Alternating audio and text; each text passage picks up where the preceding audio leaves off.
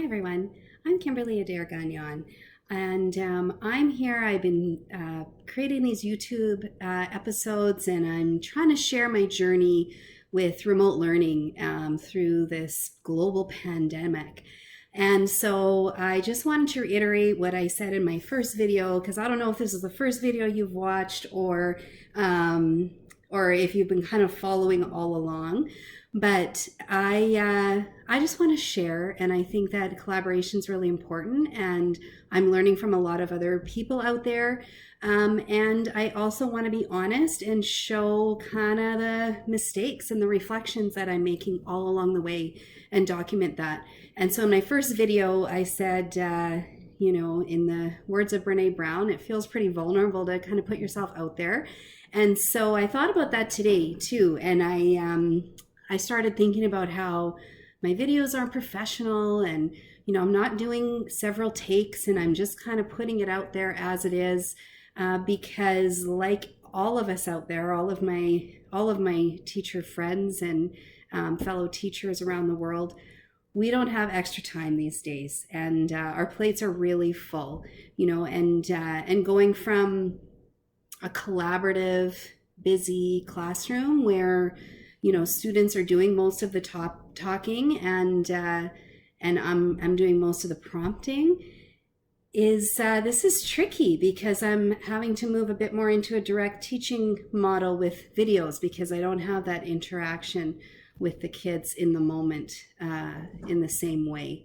And so really revamping everything, and like most of you are as well, we're all doing that. And so in some ways it makes me feel a little more vulnerable to be sharing kind of the here it is without any edits, and it's not perfect.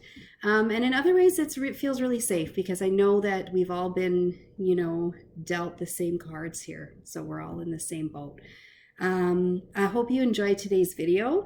I am following up from a video I did last week or earlier this week, where my kids had kind of gotten a bit silly in the chat. And so I followed up with our next meeting about developing some norms with the chat. And it was really successful. So that's why I really wanted to share about this.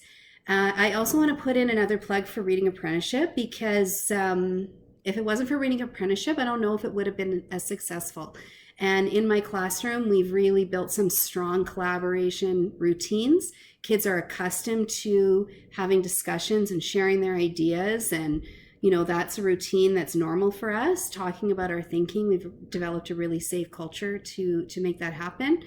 And so it worked out really beautifully, given that we've only done four digital meetings so far, like 4 interactive live meetings. It was very, very successful. So I'm excited to show you that. I hope you enjoy, and I look forward to any comments that you have or any thoughts, and maybe how can I be responsive, and where could I go next, with this idea of developing norms in the virtual classroom. Hi everyone, I'm Kimberly Adair Gagnon, and I wanted to share some success that we have had as we've been working through these virtual class meetings for remote learning. So a couple of episodes ago, I showed you how we did a virtual class meeting, and I noticed that the chat got a little out of hand, and so we worked on that in our next class meeting, which is what I'm going to show you now. So we stuck with our same virtual class norms, and we reviewed them and we talked about them. And then we did our greeting and share, sticking with our advisory routine from Responsive Classroom. I asked them to share in the chat about how they're feeling with an emoji. The kids did a great job with that, and they're actually quite forgiving, because I had copied and pasted the same PowerPoint as the first greeting and share, and for some reason when I changed the slide over, it didn't save initially, so the kids were a little confused that it might be the same share, but luckily they're very understanding and an empathetic group, and they let it go for me. But I did fix it for this presentation for this video. The next thing we did in order to address that issue in the chat is we looked at expanding success criteria for norms for the chat. And so the first time we did an activity like this, the kids were very successful in creating their own chat rooms. Team Shake randomized grouping was helpful. And so they discussed the question of how do we best utilize the chat feature? And then coming back to the whole group after about 5 minutes, they were prepared to share. And so it's kind of interesting to send them off into a chat room. It's not like in the classroom where you can wander around and monitor the groups to make sure everyone's on task. But I was really, really impressed with my students who are in grade 7 and 8. They had 5 minutes and they all came back with ideas that I'm really excited to share with you. So this was the process that we went through in order to share.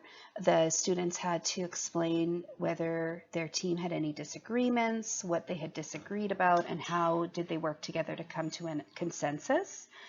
And then they had to share one of the norms that they came up with for our chat. I asked them to mute their microphone and waited on me to call in their group. And then I just identified a spokesperson for their group, and they did not know who was going to be the spokesperson ahead.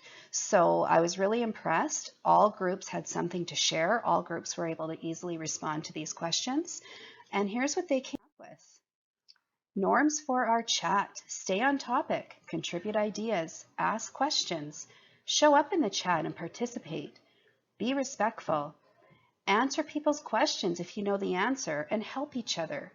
And then the last one was kind of funny because they thought by putting in so many norms in the chat that they wouldn't have any flexibility and they wouldn't be able to joke around. And so, they pushed back a little bit on that. So then we had to go into some detail about, if we're joking around, what does that look like? And so they decided that, and I agree, be appropriate and don't let jokes take over, which was the initial problem with the chat. So I'm very, very impressed with these norms that my students came up with. And once again, they're in grade 7 and 8. And so I'm happy that we spent so much time early in the year building these types of routines and putting them in place, because essentially we're having to sort of revisit that and we're having to rebuild some of these norms. But because we spent so much time on this earlier this year, the kids were ready to do this, and they're very independent with it, and they're able to respond, and it feels more like our regular classroom setting. So I'm really happy we invested that time at the beginning of the year, because this is the kind of thing that can come out later. And so I'm really proud of my kids. The next thing we did is I showed them the video of my journal organization. It's one of the first videos that I made. We're all, of course, writing pandemic journals, and this was one of the initial videos that I showed you. And of course, I have such wonderful students. They were giving me all kinds of compliments and positive feedback in the chat as they were watching this video. One thing I noticed, we use Microsoft Teams for our meetings. And I don't know if this is just something that I haven't learned how to do properly yet, but when I tried to play the video, they couldn't hear it. They could see it, but they couldn't hear it. So what I ended up saying to them was to all mute their microphones, and I put the link in the chat, and they all watched the video from there. Next was our teacher Q&A time. You're probably noticing that so far our meetings are fairly consistent as far as structure goes. I'm trying to keep them to about 1 hour, and I'm finding this to be a really good routine. And so one meeting might focus on literacy, another meeting might focus on numeracy, and then we'll flip-flop that way for now. And I'm finding that successful. I think that routines are really important so that students know what to expect and they can be more prepared coming into the meeting. Next thing was for them to know what to do looking ahead. Of course, it's a long weekend right now, and so for Monday, I was hoping that they would watch my other pandemic journals that I have put into OneNote, the videos. I want them to think about whether their journal is the same or different, and then that will be our Monday share.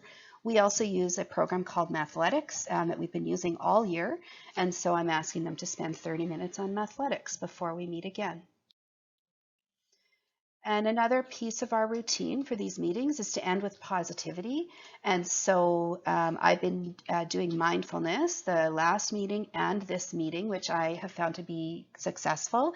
The kids are appreciating that, and they're giving me lots of positive feedback about that. And this was the mindfulness activity that we did on Thursday. And it's from this book, Mindful Games by Susan Kaiser Greenland. There's lots of different possibilities in there. And so I've been diving into that book to see what are some that could work nicely online for kids that I can talk them through. And so I guess my biggest takeaway is I'm learning that routines are important, that they're helpful in making sure we have a successful virtual meeting. I'm learning that it's very important to build on previous routines. And I'm also learning that it's important to invest that time in those routines right from the get-go, because this is really unexpected and my kids are really falling into place with it. And so I'm really proud of them.